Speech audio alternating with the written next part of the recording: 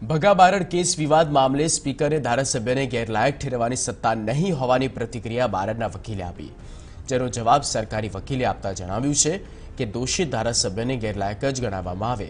જે ધારાસભ્ય દેશને નુકસાન પહોંચાડે તેવી પ્રવૃત્તિ કરે તેને દોષિત જ ગણાય। સરકારી વકીલ વધુમાં જણાવ્યું કે બારડના કેસમાં જજમેન્ટ છે, તેથી તેમને સજા ફટકારવામાં આવી છે। જ્યારે તેમને સજા ફટકારવામાં આવી ત્યારે તેમને ગેરલાયક જ ગણાયા હતા।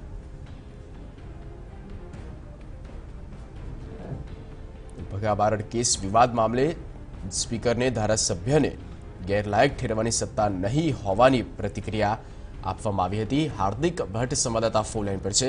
હાર્દિક, સમગ્ર કેસ શું છે અને શું કહેવું છે બારડના વકીલનું?